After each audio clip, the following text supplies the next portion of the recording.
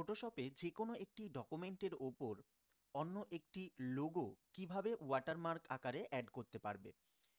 আমরা একটি ডকুমেন্ট এবং একটি লোগোকে ওপেন করে নিয়েছি। এবার মুভ টুলের সাহায্যে আমরা এই লোগোটিকে আমরা এই ডকুমেন্টের ওপর মুভ করে নিয়ে আসব।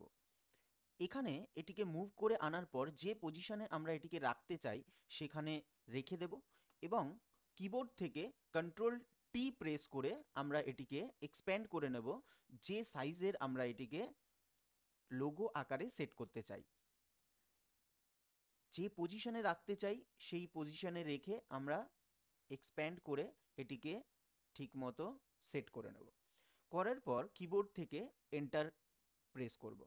এবার এই যে লেয়ারটি রয়েছে লেয়ার্স অপশানে গিয়ে এখান থেকে দেখো ব্যাকগ্রাউন্ডের ওপর একটি লেয়ার তৈরি হয়েছে। এই লেয়ারের ওপরে রাইট ক্লিক করে ব্লেন্ডিং অপশানে যেতে হবে। ব্লেন্ডিং অপশানে গিয়ে আন্ডারলাইং লেয়ার অপশানটিকে আমরা এখান থেকে এটিকে বৃদ্ধি করব এবং যতক্ষণ পর্যন্ত না ওপরের এই ইমেজটি ডকুমেন্টের লেখাগুলোর পেছনে চলে যায় ততক্ষণ পর্যন্ত আমরা এটিকে বৃদ্ধি করতে থাকব।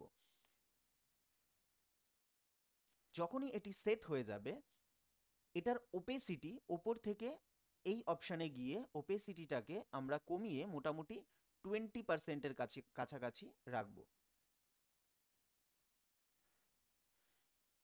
এইভাবে আমরা যে কোনো একটি ইমেজকে বা একটি লোগোকে অন্য একটি ডকুমেন্টের মধ্যে লোগো আকারে সেট করতে পারবো। ওকে করে দেব, সেভ করব, আমাদের কাজ কমপ্লিট হয়ে যাবে।